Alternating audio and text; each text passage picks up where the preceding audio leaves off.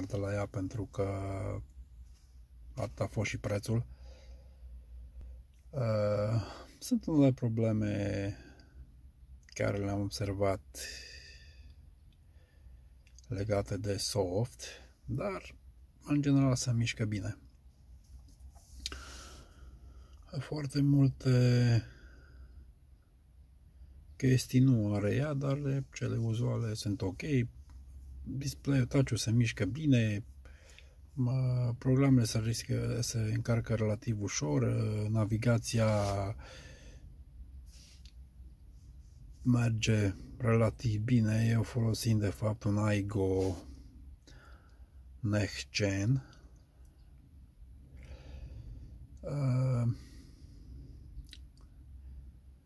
Prea multe setări nu găsesc în ea, poate că puteți să mă oferiți unele informații legate de astea, deoarece,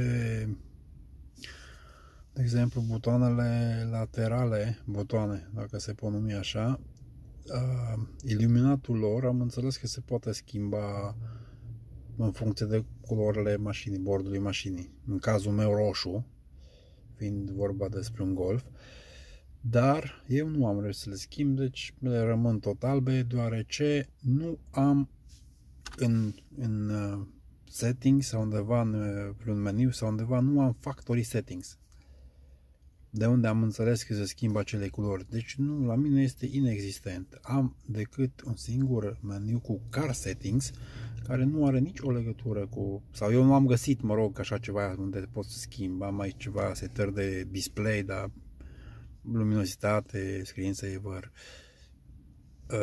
aici volumul, media, n-am înțeles prea bine ce sunt cu ele, dar mă rog.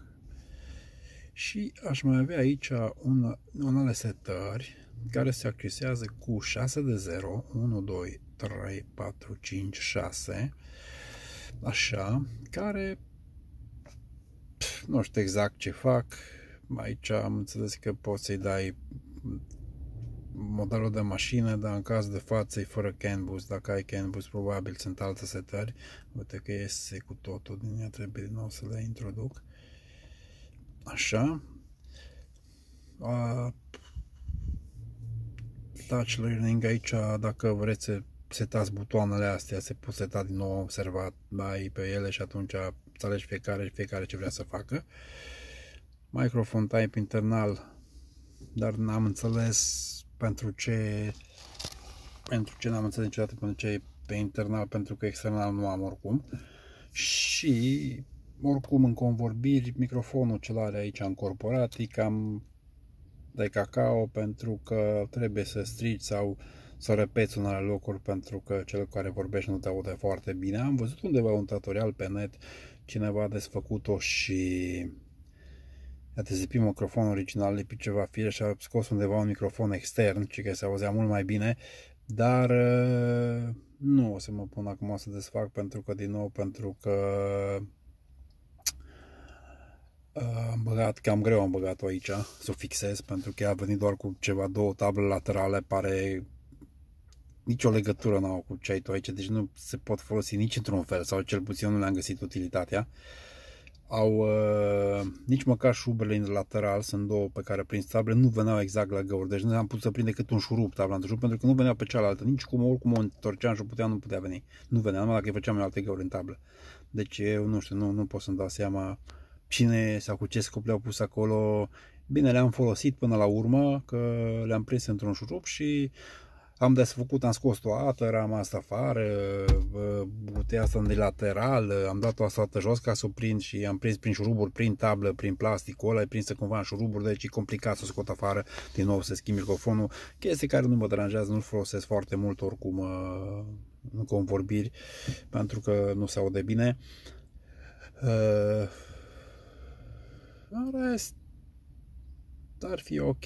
Ce mă deranjează, nu pot să schimb culorile nicicum de la asta, pentru că vă spun, nu există în meniu factory settings, nu am așa ceva nici aici în setări, nu am nimic absolut despre așa ceva, cum am văzut la foarte multe pe net că au, eu nu am, una mea nu am, nu știu, nu pot să-mi dau seama. Asta e interfața principală. Aici care ar trebui să-ți arate viteza cu care te deplasezi, dar deși GPS-ul merge foarte bine, aici nu îmi dă informații eronate, nu-mi dau seama din ce cauză.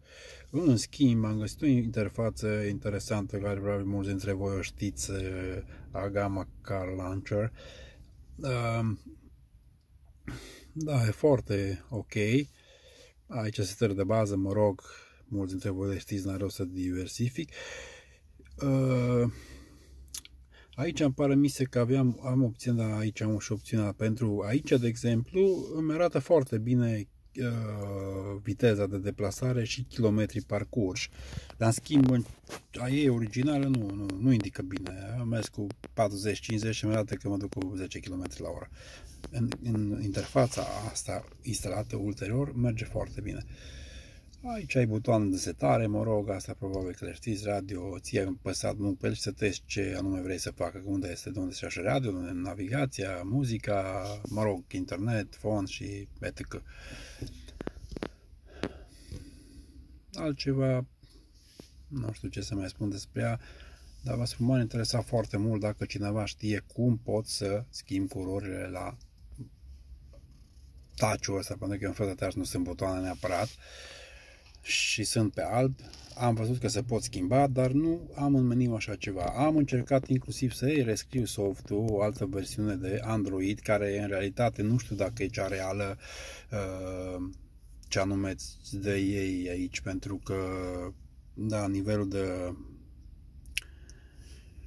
cum îi spune, să vedem, device system, da. Deci aici avem de-a face cu un Android, că versiunea 8.1.0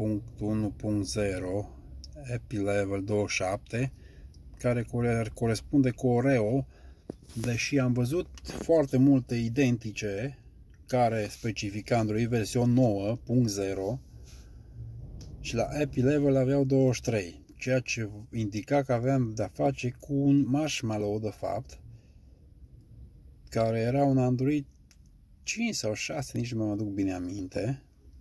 Deci multe dintre ele sunt fake-uri. Plus am întâlnit la RAM, partea care 2 RAM și 32 de GB, de fapt avea un RAM. Mă rog, sunt chinezării și sunt făcut tot felul de așmenuri. Problema este că eu nu găsesc mai mult de atâta și nu am reușit să-i fac update. Am citit pe net toate tutorialele, ci că ar trebui să scrii pe un stick formatat în 32 pe FAT32, copiat în rădăcina stickului imaginea de la Android și fișierele pe care le-am făcut exact cum scria în tutoriale sau cum arătau multe pe YouTube, am văzut. Dar nu știu, dau restart și la mine nu ar trebui să-și pornească automat update-ul, nu pornește. Am încercat în toate felurile, am schimbat USB-urile, nu pornește, deci la mine nu pornește. Am gândit că poate la o versiune mai nouă sau poate chiar mai veche, nu contează, poate aș avea setările alea. Plus niște setări de de exemplu, n-am setări pentru balans, fader, față, spate, deci nu am așa ceva. Nu există în el chiar deloc. Nu în versiunea asta. La alții am văzut că le au. Nu pot să-mi dau seama de ce în versiunea mea nu există. Și am înțeles că cu un update de soft s-a rezolvat problema, dar nu reușesc să-i fac de sub nicio formă. Poate îmi dați voi o idee. La fel ca și pentru schimbatul culorilor la butoanele astea aici din lateral. În rest, se audă bine. Nu pot să compar acum cu sistemul ca l-a avut original sau mai avusesem între timp un Kenwood, tot așa cu USB, cu MP3 se auzea foarte bine. Nu pot să-l compar cu ăla, dar la banii care se aude binișor, să zicem așa. Aștept păreri, poate că aveți vreo idee cum pot să ajung la meniu Factory Settings sau cum pot să rescriu softul. Salut!